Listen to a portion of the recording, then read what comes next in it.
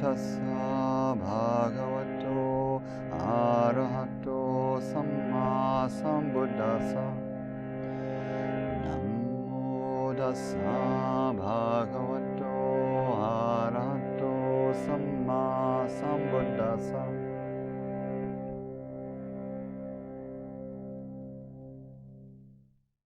Last week we started off, I think we started off talking about soul, and we ended up talking about the three characteristics of all things. This is a list in the Buddha's system called the Tilakkhana. T means three, Lakkhana means marks or characteristics. It's like things are marked by these qualities. So things they carry the mark of these things. And the three marks or the three characteristics are dukkha or unsatisfactoriness, anicca or impermanence, and anattā or selflessness, not self. So the classical formulation of them essentially says we can notice that nothing remains the same, that everything changes ceaselessly. There's always flux. Everything is in process. Because of this, we can recognize, we can have the insight that no specific thing or being or experience can provide a permanent refuge, lasting happiness, permanent satisfaction, because it changes. Temporal happiness, temporally bound happiness can only really be found by connecting with an endless series of pleasant things, right? That's what most of us are going for, trying to make my life, a relatively ongoing series of things I like. That's called happiness in the ordinary definition. And so dukkha says, in terms of wanting something reliable and permanent, that's not going to work, right? You have to keep finding new things. And so things are marked by impermanence, they're marked by unsatisfactoriness, which really means impermanent satisfactoriness.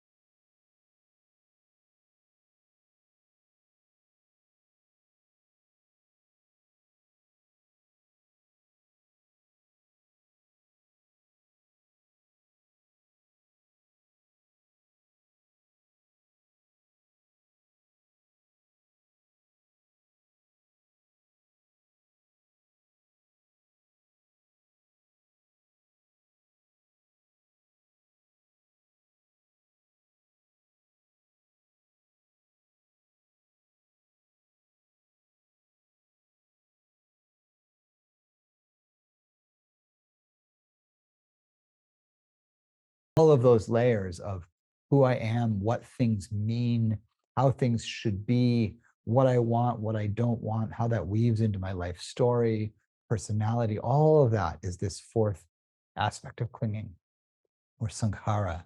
It's built on the basic material reality of forms. It's built on how we react to experiences through feeling. It's built on the um, the the fundamental kind of dualistic nature of recognition. I recognize things and people and have names for things and people. And then all of that gets spun together into these extraordinary stories of who I am and what things mean and what I want. And so that whole complex is stitched together by clinging, or the resultant experience of all of that is clinging. And then the fifth of the aspects is to sense consciousness itself. And the way that just the basic wakefulness that that's really the water that we swim in, being awake, being conscious, being self-conscious, that this itself in a way is the most fundamental object of clinging. And so recognizing this, there's this weave between, this is really the insight that practice is pointing to, is a weave between seeing the impermanence or the changeability of things and understanding what that means about our life in the world, about how we cling. And one of the things that's mysterious in practice is that this is meant to be intuitive. It's not something to figure out or believe the teacher about. Impermanence is to be perceived directly, and the implications of it are to be felt viscerally. And so the mechanism for perceiving impermanence directly is meditation. You can see it in non-meditative states all around, but because things are relatively stable and the mind is not relatively stable, it's easy to not notice that things are changing, right? I come up with an idea of what my relationship with a person is and means, and I can, that narrative can actually be louder than their actual actions. I can hold on to the idea of who someone is, even as they are constantly changing, and that can create some friction, in a relationship. I could hold on to an idea of who I am, even though I seem to keep changing. And this is true, of course, for objects, as bodies, ideas. And so because things seem relatively stable, right? Like I wake up every morning, it still seems like me. It's hard to notice subtle change. And so we get deluded by the perception of permanence. This is one of the classic mistakes, is to perceive as permanent something that is not permanent. Right? That's a mark of, that's ignorance or delusion. And so the instruction is to get very still. That stillness of body, and then if we can manage it, some amount of stillness of thought. These are the conditions through which we can see change happening in a more, and feel change happening in a more visceral way. Right? There's, it's almost like, if I'm in a moving car, and the scenery around me is flying by, everything's sort of doing what it is. It's hard for me to actually, it would be hard for me to actually measure how fast anything was going, or really observe what was traveling from here to there, if I'm also hurtling across the landscape. But if I stop, if I find a relatively stable place to observe from, I can see movement all around me, right? I can see movement because I'm stable. And I can, in a sense, measure that movement. Then the more still I am, the more movement I can see, right? And so meditation, in a way, we could reduce all of the techniques down in a certain way to something like get as still as possible. Now, it doesn't mean clamp down on the body, try not to breathe or try not to fidget at all. It's stillness here doesn't actually mean sort of like, this is a little bit like the answer around infinite space. It's not a material proposition like become like a rock. It's more of a state that we train ourselves toward, where the stillness is really stillness of intentional movement, right? It's mostly stillness of the mind is the main thing, but it's stillness of volitional movement. And so what I do is I see if I can turn down the volume on or step out of the stream of, or just quiet down a little bit the constant rush of impulses and actions that are pouring through me. I'm always receiving new sensory information that can't be stopped. And then in response to that sensory information, there's this, constant response of impulse. And you can feel it in a way that every sensory input generates a kind of impulse response. This is part of what happens with this second of the clinging aspects of Vedana, pleasant, unpleasant, neutral. And some of you will recognize this as the sequence of dependent origination. What happens is there's sensory contact. Almost immediately, there's a reading of that contact as pleasant, unpleasant, or neutral. And almost immediately on the heels of that is a response in the form of an impulse. And that impulse is usually some kind of motion, right? Sometimes it's just the motion of thought, right? I see something, it's pleasant or unpleasant, and there's a movement of judging that comes with a desire to move closer or away from. I want more of that, I want less of that. So a little impulse. And even if I'm physically still, that mental impulse can be ordering the world around me. It's ordering the world around me into things I like and dislike.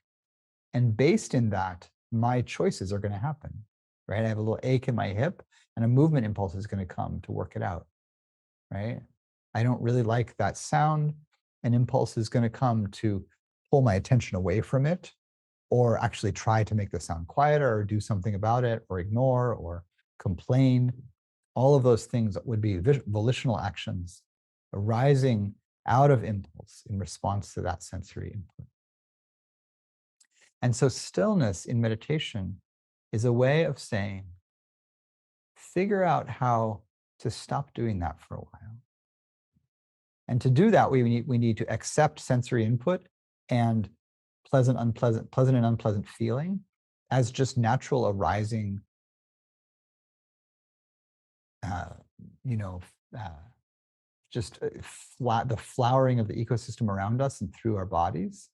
And the thing to restrain initially is this habitual impulsive response. This is the basic renunciation that we do in meditation, is we insist on sitting still, even though we don't want to. And that it's true on all levels. I insist on staying with the breath, even though I just want to think about this thing that my partner said and this thing that my relationship is doing, that my work is doing. And I want to squirm physically, emotionally, mentally. And I teach myself not to. And I do that not because that's how we should live, and not because that's how we should be in a relationship. It's because it's how we see more clearly. And so it's very specifically a meditative hack. Much like saying, if you want to take a good, nature photo, like a good landscape photo, you have to stop the car, put the camera on a tripod, and steady it and focus it. Otherwise, you're not going to get much of a good picture. I got a picture of Stonehenge when we were traveling through England last year. And And it's Stonehenge. Like there's crowds, half a mile down from the stones, and there's a humongous parking lot and a museum, and we were just like, we're not going to stop. There's others. There's like hundreds of other stone circles that are totally stunning. We're not going to stop at Stonehenge, but you can see it from the road. So I just rolled down the window and I clicked a picture of it with my phone, and that's what I got. If you want a good picture, buy a postcard. Somebody else already took a good picture of it. But, that was the best picture I was going to get from a moving car. And if I wanted my own clear picture, or if even better, if I wanted to really investigate what that place was and felt like, I would have to, stop the car, right? In the book club right now, we just finished reading Digha Nikaya number 2, The Fruits of the Ascetic Life. And one of the participants in the book club had a really beautiful reflection. In it, the tortured king who has killed his father for the kingship and is filled with remorse is going to see the Buddha, and he goes at night riding on his royal elephants with hundreds of people and guards, and everybody comes with him and all that. And he goes as far as he can go on the elephants, and then he has to get down and walk on foot, and the forest is quiet. He gets scared. It's quiet. He says to his minister who's taking him there, are you leading me into an ambush? This place is too quiet to have hundreds of meditating people. And the minister says, no, the Blessed One and his followers, they love silence. They're right here in the hall meditating. And this person in the book club said, we were talking about, like, the king is this tortured soul, and we were talking about the various interventions that he encounters, how the Buddha is leading him toward some amount of healing in this discourse. And she said, the first intervention is that you have to get off your elephant. And I thought it was so beautifully said, that like before any true contact can happen or true healing can happen, the king has to get down off the royal elephant and walk on foot through the quiet woods. And there's this way of meditation that I think, before we can do any more subtle or complex, philosophical work or healing work or nervous system work, we have to stop whatever we're doing before, right? You have to, close your email, turn off the car, turn off the stove, turn off the television, put the kids to bed, like whatever you got to do, you have to sort of stop in order to come to Sangha, to come to meditate, to sit down. And in that way, the very beginning of the path is actually a fractal of the very end of the path. And the third noble truth says that cessation, the stopping of dukkha, is possible. And the stopping of dukkha consists of the stopping of clinging. Stopping is the training. And so in meditation, we come and we stop, or we invite ourselves to stop. And the thing that's so apparent in meditation for quite a long time for most of us is that you can tell yourself to stop, but the train of the mind just hurtles on forward. You come to sit in meditation, and my body is ostensibly still, but the mind, whoa, baby, it just goes. And inviting it to stop and see change more clearly and more microscopically and more viscerally, feel it more viscerally, is a process. It's I feel this with my 7-year-old sometimes, like at dinner, sometimes we're just like sit down and eat a few bites, and sometimes he totally can, and he just devours his meal and talks coherently about what he did at camp today, and other times, he's a whirling dervish, and he just like bounces in and out of his seat and runs in the room, runs out and eats a bite and can't stop talking even though his mouth is full, and sometimes his poor old meditator dad just wants to be like, stop already, and And if he could, his response would be something like, I can't, which is clearly true. And it's up, and we provide the conditions for stopping. And when we're successful at that, his system will settle. And, the conditions for stopping for him, are often like deeper connection, and having fulfilled the great requisites of organismic existence, which is, eating, drinking, pooping, and making social contact. So has he done all of those things, right? Have we attained the success in those fundamental realms? And once we have, and then we make contact, then there's settling. And so, we have to take care of material reality. Have you eaten? Have you drunk enough water? Do you have to poop? Think of yourself as a toddler and take care of the basics.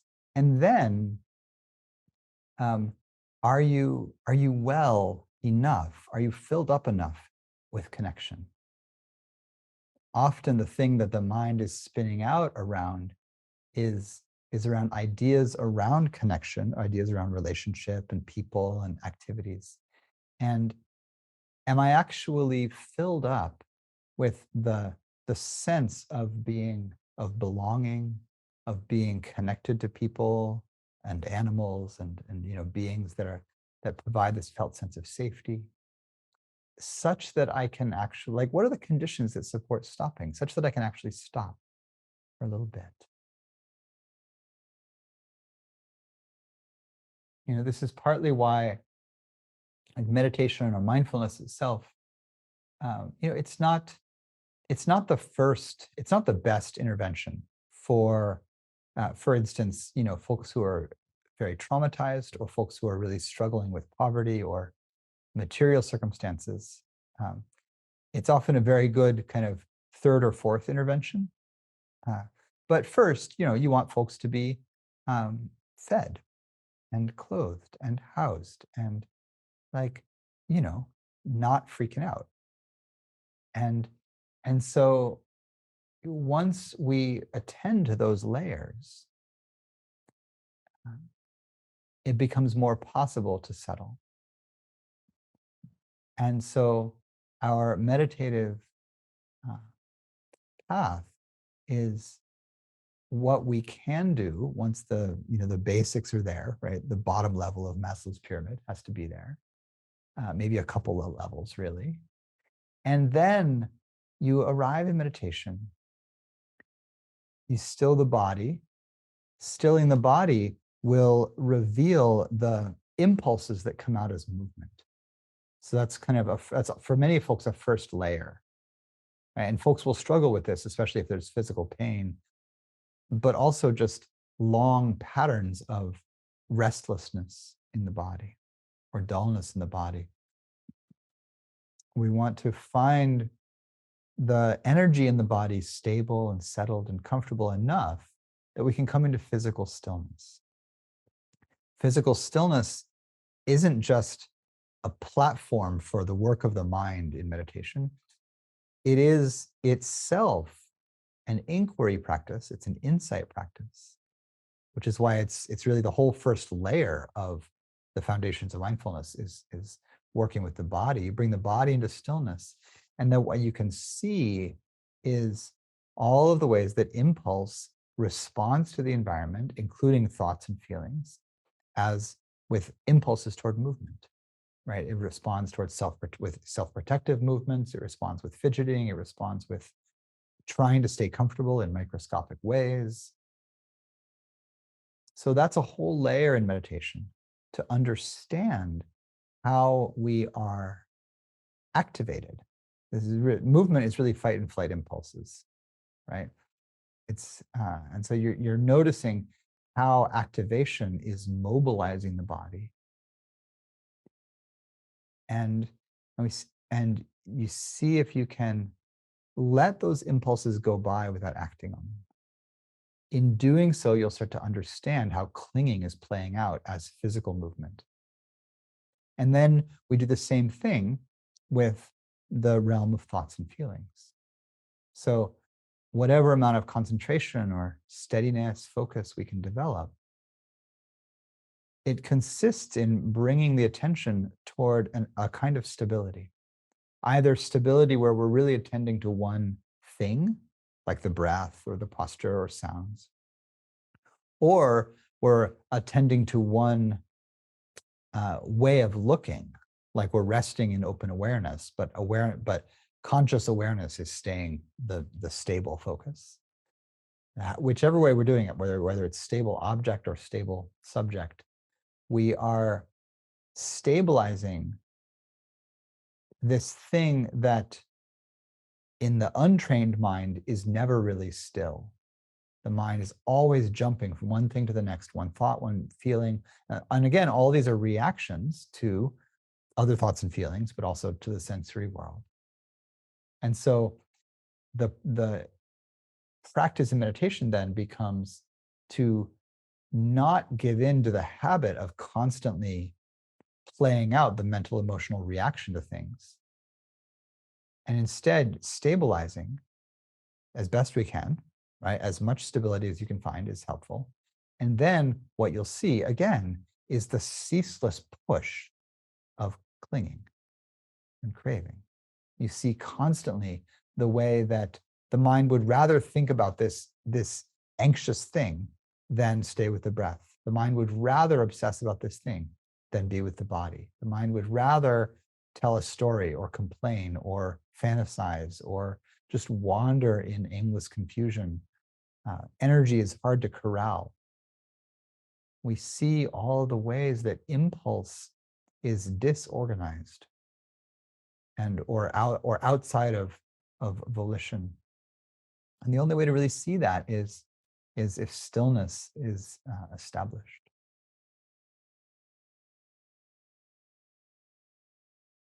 If we establish stillness by clenching, then what we'll see is that the impulse of clenching. And so the stillness that ends up being called samadhi or samatha, steady focus, steadiness of heart mind, is really a stillness that's found not by clenching, but by relaxing. It's like, can you relax a limb so deeply that even when the impulse to do something with it comes through, you can let it pass through without acting on it. You can't really do that if you're holding the limb still, it will vibrate too much. So you have to relax it.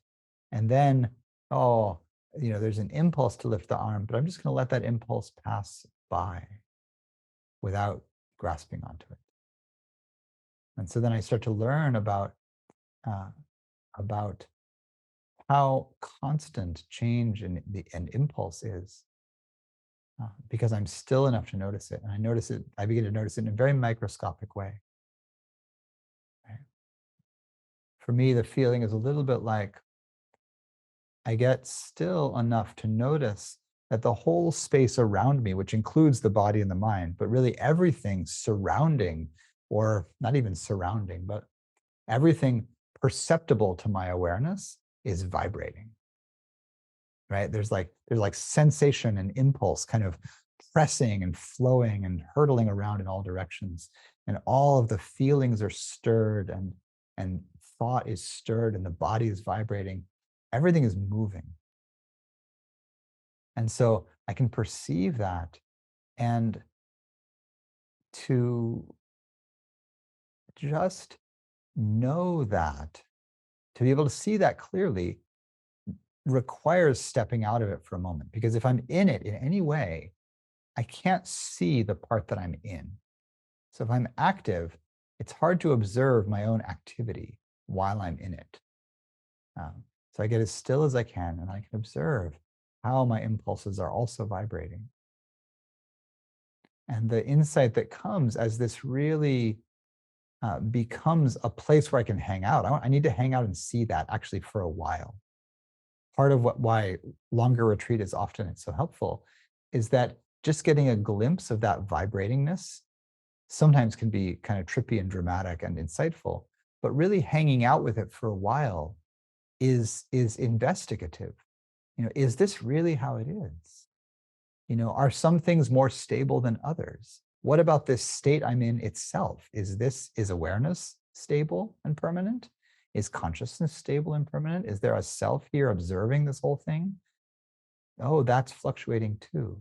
You have to hang out in stillness for a while before you can see how much even the one who's observing is subject to vibration in this way. And that when I see that, the insight can come that is the phrase in the classical text is everything that has the conditions to arise has the conditions to pass away. So everything that appears will disappear. Everything is marked by impermanence. And that's the foundational recognition then that opens into understanding clinging, understanding what I can do that shifts my relationship to experience in the direction of more liberation, more freedom, more choice, right? Because the main thing that's happening with all of this being subject to impulses is that I'm not really choosing. I'm not choosing my states. I'm not really choosing my actions very skillfully. I'm kind of awash in impulses, and I do the best I can trying to choose good ones to act on. From a place of deeper stillness, I have far more choice available to me around which impulses to follow.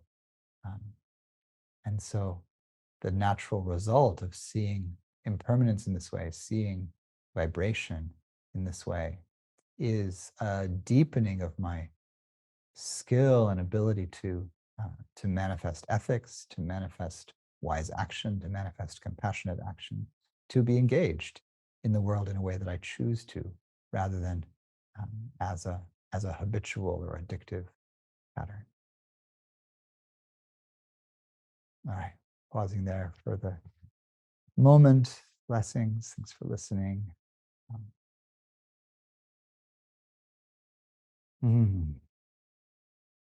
That perceiving that vibration in the Buddhist world leads to the insight into impermanence.